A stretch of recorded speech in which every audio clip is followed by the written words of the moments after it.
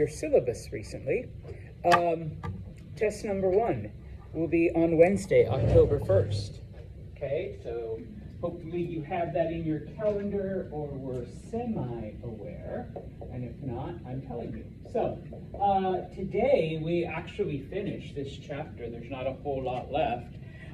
Those of you that have had me for other history classes before, Emily and Emma and stuff, know that I do give out a review sheet, and the class before we do a review. So on Monday, I will have a review sheet, and we will go through the things that you need to know for Wednesday's test.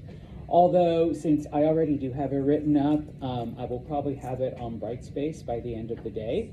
So those of you who want to get a head start on the review guide can over the weekend. And if not, we will go through it together on Monday for the exam on Wednesday. Okay? Questions? I'll repeat it again at the end because obviously more people may or may not walk in. Okay? Now, I promise I'll come back to this in just one moment. Emily, I know you're furiously writing. But just to quickly review, once again, okay, we are looking at what history refers to as the Indo-European migrations. That migration of the Central Asian tribes that have been wandering across Central Asia for thousands of years. They enter various civilized areas because of a worldwide drought forces them into these populated places. The two biggest contributions and changes that they make, number one, they bring in their language, and the language basically mixes and affects many of the local areas. And of course, number two, they bring in a culture that relies on horses and chariots, mostly horses, into those areas as well. The two places we've looked at Egypt, and they were invaded by the Hyksos, although unlike the other areas that we're going to look at, well, one of them we already did, but unlike the other areas, the Egyptians don't take to the Hyksos. All right, they basically fight back. It takes them 100 years, but they do eventually expel the Hyksos. The Mesopotamians, on the other hand, they are conquered by the Amorites. A lot of religious and other historical books will refer to them as the Babylonians because they build the city of Babylon. They do mix with the local Mesopotamians. So the Amorites combine their culture, their knowledge, their language, their horses, whereas the Mesopotamians give their writing, their inventions, their ideas, their thoughts. And so from that, all right, one of the kings that rises up is the King Hammurabi, who of course gives us a set of laws, a set of rules that is meant to not only dictate criminal activity, but basically everyday life and the relationships between people. Okay, whether it's family, father to son, wife to husband, and of course, if you do something wrong. All right. The next tribe we look at are the Hittites. This is tribe number 3. Okay, they invade Anatolia. Now, you do need to know, all right, or does anyone know what is modern day Anatolia? No? Turkey, all right?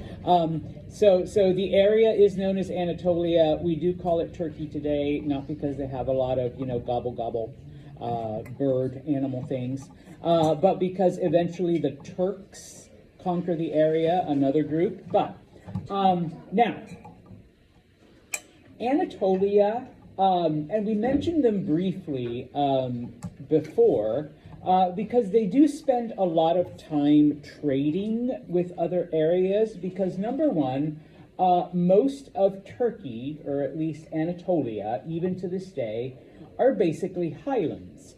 Okay, you do have to go up mountains, but once you get to the top, everything is flat. Okay, and so let me back up. Unfortunately, though, it is not very fertile farmland, okay? And so most of the area, number one, is taken up by either herding or pastoral communities, all right? They focus mainly on animals and animal products. Not to say that they don't have some crops, they do, all right? But predominantly, they focus on, sheep herding, goat herding, pig, all of that. And of course, the milk and the wool and the leather and everything that comes from it. Now, because they are in the mountains, all right, they have also engaged in mining because there are forests. They engage in logging. And so you do see in the areas where people aren't shepherds, you do see a lot of trading communities where other societies will come and, and this is how the early Mesopotamians obtained their tin and their copper to make bronze. They traded food for those metals, okay? Well, Hittites sweep in, and they're able to conquer pretty easily, okay? They're able to get their horses and their chariots up these mountains, and because, even though we do consider them a civilization, they weren't as advanced as neither the Egyptians or the Mesopotamians. They're conquered really easily, okay? And so, number one, at first, the Hittites only demand tribute because, remember, these tribes would just come in, take what they wanted, and then go, all right? And so the Hittites kind of think, okay, we can do that with these groups. Bless you, all right? But the travel and, having to move other things into highlands and, just the terrain, after a little bit, the Hittites realize, you know what, it's just easier to just stay here, okay, and take advantage of them. So eventually they do just take control of the cities and begin to intermix with the local population, okay? They build the city of Hattusa, which becomes their capital city, and so pretty soon, the Hittites have control of all of Anatolia, and they have mixed with the local culture, all right? Now, they do go out and begin to conquer other areas, all right? They are the ones that fight the Egyptians because the Egyptians have, it's behind the screen, they've overthrown the Hyksos. They are now in their period of aggressive expansion. They are the ones that fight the Egyptians at the Battle of Megiddo. Remember, you need to remember, Battle of Megiddo, first ever chariot on chariot, okay, armies. And so, yes, the Hittites had chariots. The Egyptians have chariots because they stole them from the Hyksos and adopted them to their use, all right? Second battle I need you to remember, the Battle of Kadesh, okay? Now, after the Battle of Megiddo, of course, the Hittites are like, well, the only way we're going to beat the Egyptians are if we bring in more chariots. And the Egyptians are thinking the same thing. The Egyptians are like, the only way we're going to defeat the Hittites is if we bring even more chariots into battle. And so, the Battle of Kadesh then becomes the largest chariot battle in history.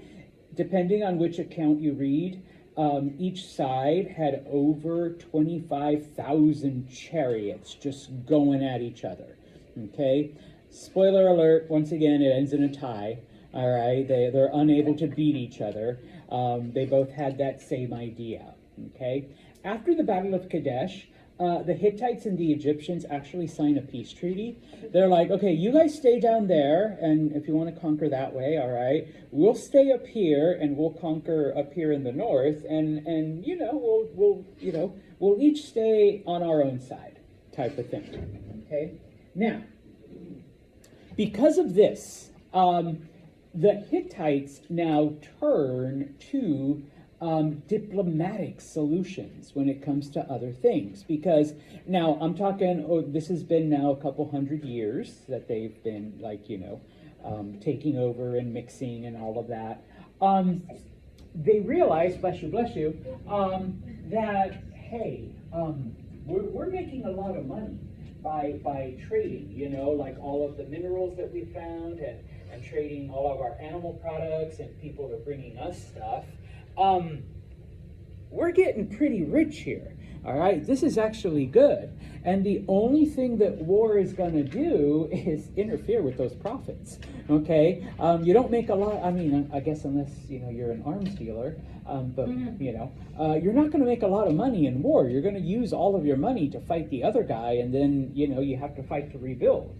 And so after these battles with the Egyptians, the Hittites, now that they've settled, now that they've mixed with the local populations, and they've gotten a taste of financial success and abundance and whatnot, the Hittites become like the diplomats of the time and the area. And so they're still pretty strong, and other societies are still afraid of them. But they will always negotiate first. They will always try to arrange some kind of mutually beneficial trade. And of course, if you insist on fighting them, then they will fight back. Okay? But those are the Hittites. Okay? They enter modern-day Turkey. They take it over. They conquer. They're stopped by the Egyptians, and so they turn to trade. Okay? Questions? We're living the Hittites alone now, okay? And we're going to spend some time in India, okay? Remember, India starts off, with the Harappan civilization. And when the Harappans collapse, okay, that's not to say that all of the people disappeared, okay? But you don't have that major society anymore, okay? By the year 1500, okay, they get invaded by these Indo-European tribes, okay? The tribe that invades India is known as the Aryans, okay? Now, for a time, the word Aryan was co-opted by the Nazi Party in Germany to refer to tall, blonde, blue-eyed people, the ideal race, okay?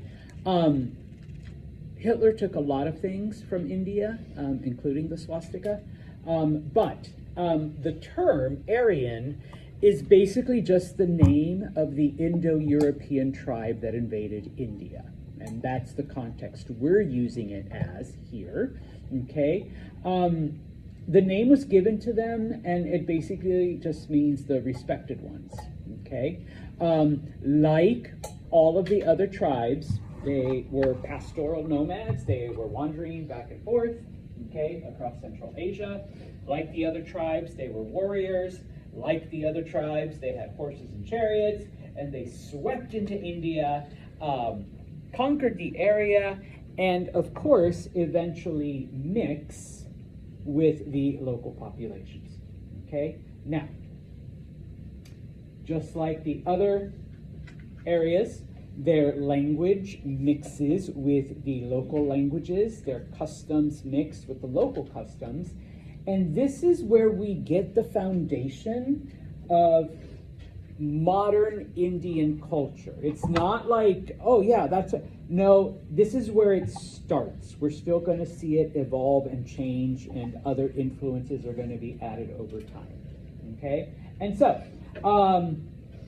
that's where they all started. Hittites go there, Hyksos go into Egypt, okay? Aryans go into India. We also get a group of Aryans that invade Iran. So it's almost like, Persian people have some Aryan in them as well, okay? And in fact, the word Iran means land of the Aryans, okay? But they do spread out.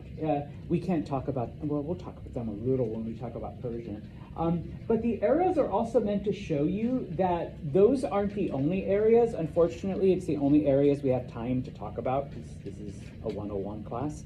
All right, but, if you take other history classes, you will eventually, or you can learn about the other Indo-European tribes. Okay, now, after the Aryan invasions, we refer to this time period as the Vedic period, or Vedic India. Let me bring the word Vedic down a little. As opposed to Harappan India. Okay? Now, the reason why we call this the Vedic period or Vedic India is because the Aryans adopted the basic writing system that the people had, and with that they were able to, well, they took their writing, they adopted it to their language, and they wrote down, I put their hymns, if you want to call them poems, you can call them poems. It just depends on the translation. And they are known as the Vedas. Okay, now, these were strictly religious texts.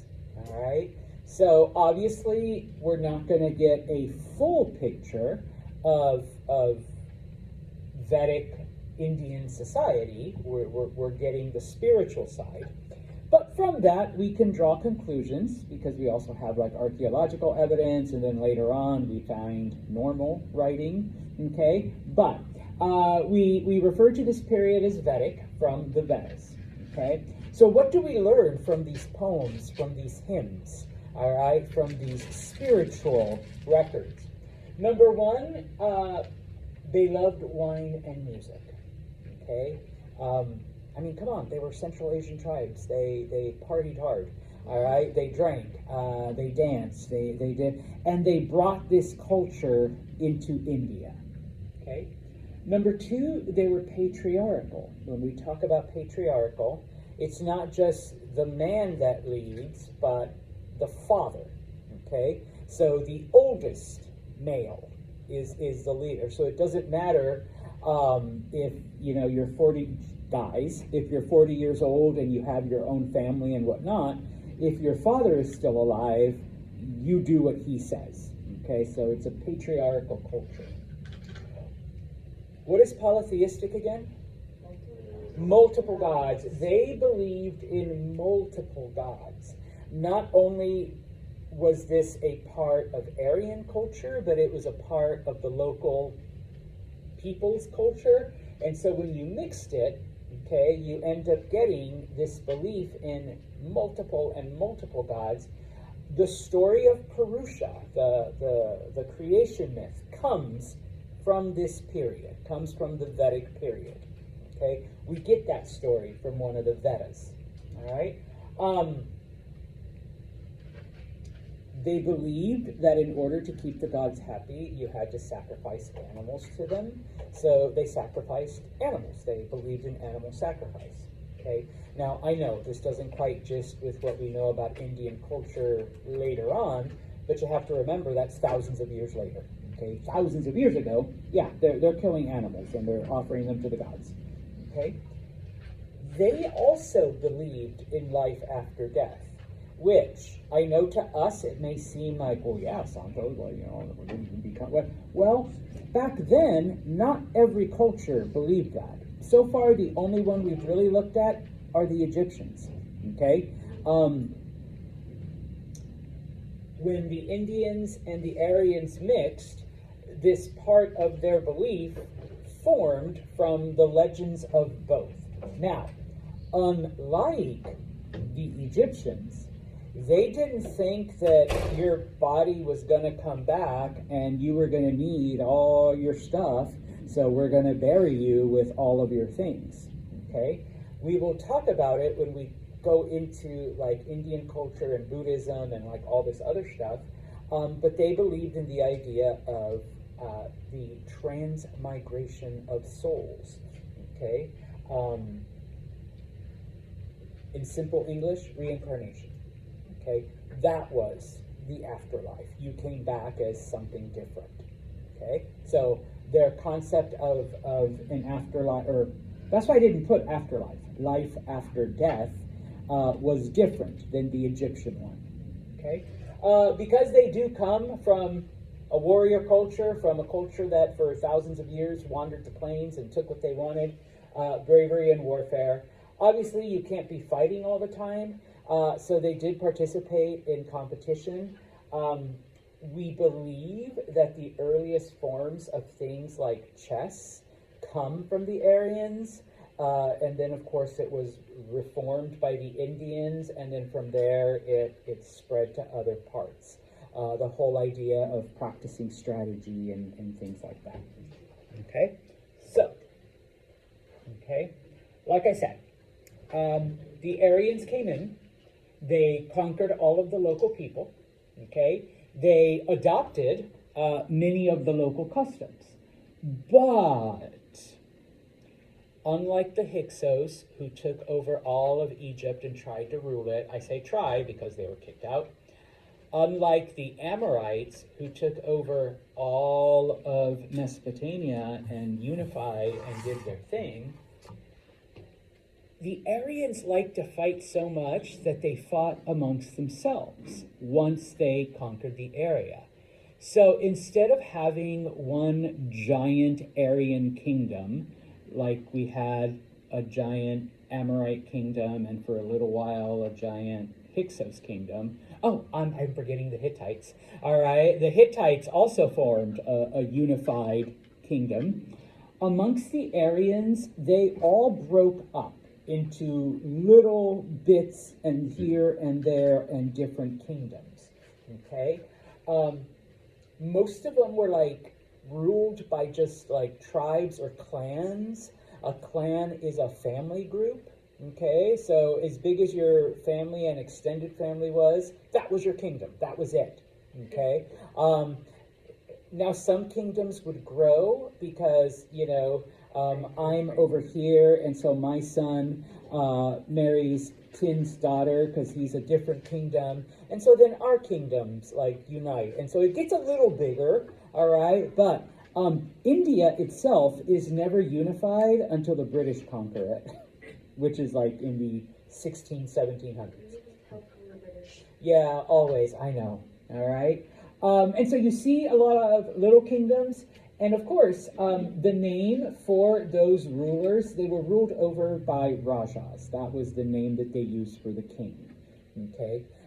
So now you have, you know, literally dozens upon dozens Aryan kingdoms or Vedic kingdoms. Okay. Questions? In future chapters, we will explore these Vedic kingdoms and the various beliefs, you know, of reincarnation and religion, and then how that becomes Buddhism and like all of that other stuff. All right. Now we're going to look at China. Okay. Now, the Chinese were not really invaded by any of these tribes because geography still protected them. Okay, those tribes would have had to have crossed 2 deserts. Okay, or if they had taken a more southern route, they would have had to somehow find a way to get over the Himalayas. Okay, which people still can't do. You got to take a plane, basically. All right. So that's not to say that they didn't feel their influence. Okay, but they weren't taken over the way these other groups were, these 4 areas were, okay? And so, okay, Santos, so why are we talking about them? Oh, I'm glad you asked, because it does contribute certain things, okay? Now, we move into a time period known as the Shang period, okay? And unfortunately, I can't get into how we got to the Xia. You know, from when last we left China, you know, they were on the verge of civilization, and it came back, it formed a society, and then we get a government and whatnot, okay? A general named Tang defeats the Xia, and so we begin to see the birth. By this point in time, we do see a complex society in China, the Shang dynasty, okay? Now, important things to come from the Shang dynasty, all right? Number 1, the concept of ancestor worship, which is, I don't want to say common, but it is an integral part of a lot of Asian cultures, that reverence, not just for older people, but for your ancestors, the people that have died before you. The idea being that you would not be who you are without all of the people that have lived, in previous generations. Okay? So, and in this case, it isn't just a reverence for them anymore. You are literally praying to them. Okay? Now, it's not prayers like what some of you Christians or Catholics may think. In this case, you're going to or maybe it is, you're going to your ancestors for advice and guidance. Okay? Great-grandpa, like, what am I supposed to do here? And hoping that somehow great-grandpa sends you a message, of, should I major in science or should I major in math? Whatever prayer, great-grandpa, I can't find my keys, Dad references, like Mulan, when she goes to the temple. Yes. And prays. Yeah. Okay. It is during the Shang period that the secret of bronze, which is like literally almost 6,000 years after the Mesopotamians discover it, it finally reaches China. Okay? And so, of course, now that they have the secret, the Chinese don't have to rely on other people bringing them the metals because they discover that there's plenty of copper and tin in northern China. All right, so with this, they're able to make their own bronze stuff. And so even though the Bronze Age starts, let's say, I'm just going to round about 5,000 years after everywhere else, okay, they don't waste time. So during this time period, like we have found all kinds of, bronze statues and chariots and bronze everything in many of these archaeological zones. All right, now, a couple of things then during this period of time in China. Okay, number one, the king, the ruler, basically the land was considered his, similar to the old kingdom in Egypt, but it was the people that worked it in the name of the king. Okay? And you got to keep what you needed to feed yourself and your family, and then the surplus went to the king, because it was really his land, all right, not yours. You were just, the steward, number one. Number two, okay, we saw this kind of sort of in Harappan, India, where they began to grow cotton, all right, and what do we use cotton for? Clothes, all right? They're growing a crop that you're not going to eat. During this time, the Chinese begin to raise silkworms, okay? What do we get from silkworms? It's in the name. Silk, yes, and what do we use silk for? Clothes. I'm not wearing anything silk right now. I tend to not to. I just, it's weird. I don't know. I have a couple silk ties, all right, but that's about it. That's the extent of my silk ownership. But here we see now the Chinese, okay? Maybe they're not growing something, but they're keeping and tending and raising an animal for the purpose of making cloth. For you're not going to eat the bud. And you can say, well, Mr. Santo, like if they had goats and they're using that for cloth. Okay, yeah, but this is exclusively for making cloth. All right? The goat, yeah, you're going to get fur from it and you can make cashmere stuff, but you're also going to get milk and meat and cheese and cream and, all that other stuff. All right? Here, we're keeping an animal just for the silk. Okay? Now,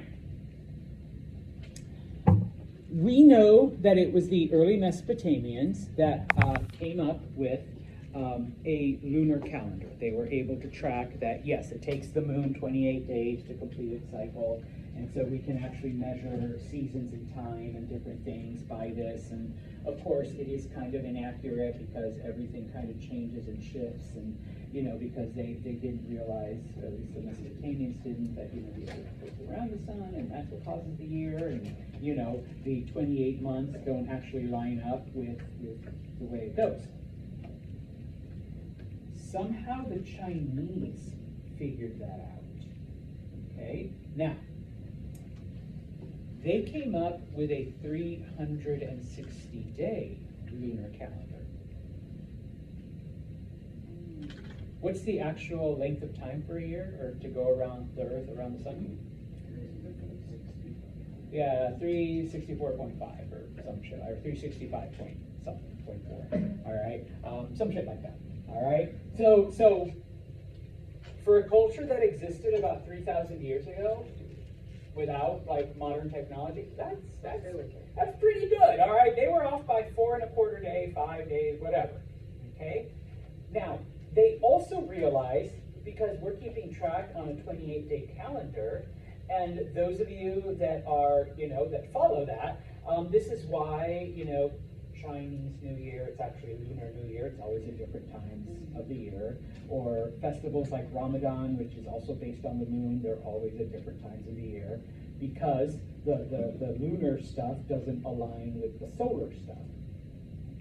The Chinese knew that. They're like, yeah, so we're going to have to do something to fix it.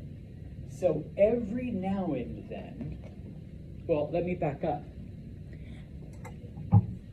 365 point whatever. It doesn't always work out. What do we do with the 0.25? Yeah, we add an extra day every 4 years, and then it balances out. The Chinese would add an extra month every couple years so that it balanced out. Okay? So last year, February 28th, woohoo, March. Oh, shit. No, tomorrow's February 29th. All right? Oh, extra day, damn it. Imagine like, woohoo, Happy New Year. Oh, no, it's that. No, extra month. All right, before the new year. No, they didn't shout Happy New Year, but I'm trying to make it applicable to you guys. All right, so it's suddenly like, oh, it's that year. Oh, we got another month left. You're born that way. I know, right? I mean, I actually know 2 people that were born on February 29th. Technically, one of them's only 11 years old. She's in her 40s. But she's only 11. I'm 11. It's like, okay. Yeah, I'm 10 years old. So type of thing. She usually celebrates either the 28th or the 1st, depending on which day's closer to the weekend. All right, but yeah. Okay? But that's how they balanced it, and it actually worked. Okay, they were some of the first to predict solar and lunar eclipses and other like astrological phenomena. Okay, just a couple things. As a society, we get the whole idea of not only ancestor worship, okay, but many generations live together. So respect for elders, respect for people who came before you. And it is something that we still see in a lot of Asian cultures, but also, okay. And I know, women marry into their husband's family, and you take their name and the whole thing. But in China, and it's still true to a certain degree in some Asian cultures, once you marry and you're a part of your husband's family, that's it. Your family's gone. Your family, you have nothing to do with them anymore. Okay? Because your entire loyalty, devotion, service, whatever, goes to your husband's family. Yes, which is why, fast forward 3,000 years, during the 1900s, okay, when the Chinese, limited births to only one child, everybody wanted a boy, okay, because your son remained in the family, and when he married someone, the wife then would become the caregiver for the parents when they were old and, sick and whatever. If you had a daughter, she went away to her husband's family, and you had no one to take care of you. Okay? That's it. You lost your child. Bye, girls. All right? You're now part of your husband's family. Okay? And so, yeah, that tradition starts 3,000 years ago. Okay? Now,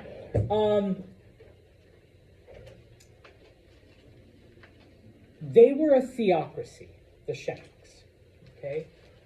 Does anyone know the meaning of the word theocracy?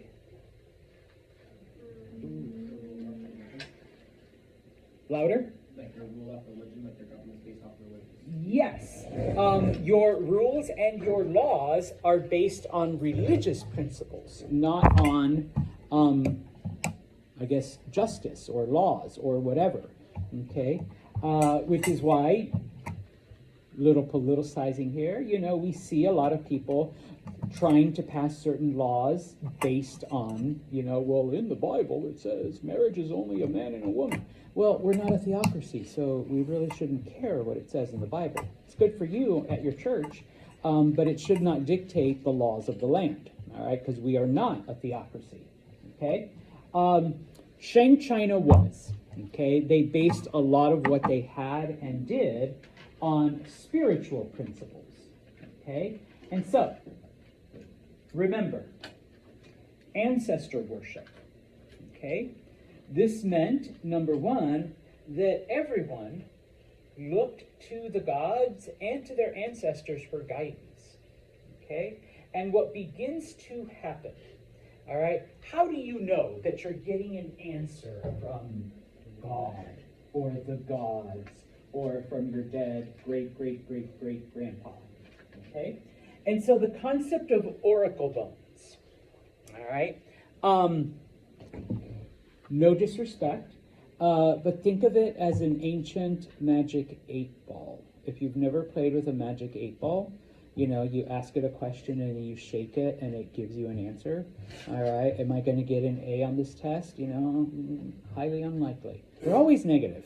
All right, and so, you do your thing. You would pray to whatever god or to whatever ancestor, and they were literally bones, and they had etchings, they had writings on them, and you would drop them, okay? And from that's how you interpreted the answers that you would get to your prayers, okay? If you want to think about it as like, when you go get a tarot card reading, like which card comes up, whatever, something similar, okay? Now, because there was no priesthood, there wasn't like really any kind of priest. It's not like you're going to have, here's a priest that, tells me everything that great grandma Emily, is trying to tell me from beyond. Okay, but there were diviners and obviously scribes who could look at the stuff and be like, Mr. Santos, your great-grandma Emily is trying to tell you that, you should go left instead of right. You should become a teacher instead of, a warrior. Whatever answer whatever question you prayed to your great-grandma, thanks, Emily, to answer for you. Okay? Now, at the top of all this was the king, and if you could get an audience, okay, the king was qualified to provide answers to these divine questions because it was felt, now this was not just anyone, but it was felt that the kings, the rulers, after they died, became gods. Okay? So it isn't just like I'm praying to my great-grandma. King Santos I is now one of the many gods that lives up, wherever. Okay? So, because of that, because the kings were considered, I guess, pre-gods? Well, because they weren't quite goddish yet. It doesn't happen until after they die. Yes, much of the rules and laws and everything was based on spiritual and religious principles. Okay? Now, we got to take all of this with a little bit of, okay, how do we know, Mr. Santos? Well, we really don't. Because unfortunately, like 99% of the writing that we have from the Shang dynasty are literally oracle bones. That is the only writing that survived. Okay? And so otherwise, that 1% of stuff that's not oracle bone, it only has to do with royal records and royal stories, okay? So how much can we really, how big of a picture can we actually get? if the only thing we know about them is what their kings did and what their prayer answer cubes tell us? Okay, they're magic 8-ball answers. Okay, so we try to piece it together the best we can from that and from the archaeological evidence, because we have found bronze statues. This was, I want to say, about 10 years ago. They found like 10,000 bronze soldier statues. I remember the name of it now. But Yeah, me neither. And it was just like, this is like from the Shang, like the biggest find. Like, and we think that they were just put out there like kind of to scare people away, because why else would you build 10,000 bronze statues of soldiers, like with their spears and everything? But because, like, that's the only writing we really have, we really can't, 100% tell you, oh yeah, they just used it for, to hang their coats. I don't know, like, something ridiculous. The Okay. terracotta army. Yes, thank you. And so, just as an FYI, everything you see inside of the brown was the Shang China. So we have this society that is now expanding from the Yangtze River. We're keeping away from the yellow as much as we can. Here you are, okay, because it's still bad. All right, but the society is growing. The society is getting bigger. Okay, the last thing I want to go through, okay, two things. We refer to these as micro societies, okay, because we're moving now beyond, they can only grow next to a river. We can only get cities next to whatever, okay? We're starting to see an expansion because humans are coming up with, irrigation and other things, transportation, and, like the Chinese did, we can dig wells and eventually we'll hit water, so we don't have to rely on just rivers, okay? And so we start with Polynesian culture, the South Pacific, okay? There's a lot of micro-societies, but obviously we're only focusing on two. We think that these people that eventually inhabit the South Pacific Islands started in southern China. They were able to build canoes that could withstand the ocean and allowed them to travel.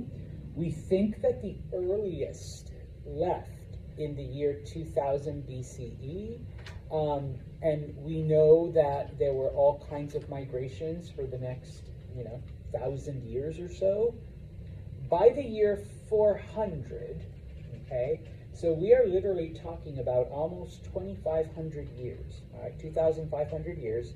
All of the islands in the South Pacific had some kind of population on them, including Hawaii, which would be the one that we're most familiar with, maybe, because it's part of the U.S., all right? Now, how do they survive on these islands? Well, number one, it's a beautiful climate. It's warm. It's tropical. You don't have to worry about, crazy weather, other than storms, number one. Most of the islands of the South Pacific are volcanic, and so you're getting all of the nutrients straight from the center of the earth. Once the lava cools, okay, that is very, very fertile soil. And so however seeds or whatever lands on the island, and so yes, you have all kinds of fruits and vegetables and other things that people eat. And yes, someone said pineapple, all right, bananas, coconuts, all kinds of tropical fruits and vegetables. Because the islands are surrounded by ocean, fish, shellfish, anything that swims that you can catch, all right? The word Polynesian means belonging to many islands, because all of the groups, even though they do have some similarities, they all developed like different cultures and different traditions and different languages, because the islands were basically completely isolated from each other. Once the people settled, that was it. They kind of just stayed there. All right, and on occasion, you know, some groups would continue on into other islands, or maybe while they were out fishing, they run into a storm and be swept off to wherever. All right. The other culture, a map that shows how we think they migrated, okay, across the South Pacific. Yeah. The last culture, okay, we briefly talked about the island of Crete, okay? We consider them a micro-society because they did develop a mini culture, I guess, on this island, but it was limited to the island. The people were known as Minoans, okay? We call them that because one of their kings, one of the early kings, was a man named King Minos, all right? And I don't know, I guess calling them Cretans or whatever would just not sit right. So we've referred to the culture as the Minoans, okay? The other culture that develops, and this is actually in mainland Greece, one of the cities, the city of Mycenae, is able to conquer some of the surrounding cities and a little bit of the surrounding land, and so we get Mycenaean culture. All right, now, they don't conquer all of Greece because unfortunately the geography, okay, of Greece isn't the easiest to navigate, and so once the Mycenaeans conquered a few areas, that was it. Most of Greece is just independent cities, all right? Even through when we talk about ancient Greece, we'll talk about that phenomenon, all right? The Minoans, the culture on Crete, is eventually done away with. It's weakened during a huge tidal wave that causes a tsunami, and it kind of weakens the culture. And then a few years later, the Mycenaeans conquer them. Okay. Eventually, the Mycenaean culture also collapses. It is felt, since we have discovered the city of Troy in Anatolia, that it was the Mycenaeans that were the Greek side that fought them in the Trojan War. Okay, so, oops. Oh, that is Greece. Okay, and so here's the city of Mycenae. Here is Crete, the city of Knossos, the Minoan culture, okay? There is the city of Troy, where we're pretty sure it existed. We do have other city-states, and eventually the Mycenaeans do begin to expand. And so we eventually do find Greek colonies in places like Italy and other islands. And I think I already said this, I apologize. Yeah, it was the Mycenaeans that was the Greek side in the Trojan War, okay? And like I said, because the Mycenaeans, you know, they conquered a few areas, we eventually find Mycenaean colonies in both Italy and Sicily for the next couple hundred years, all right? So those were the two many cultures, all right? Now, for those of you that walked in late,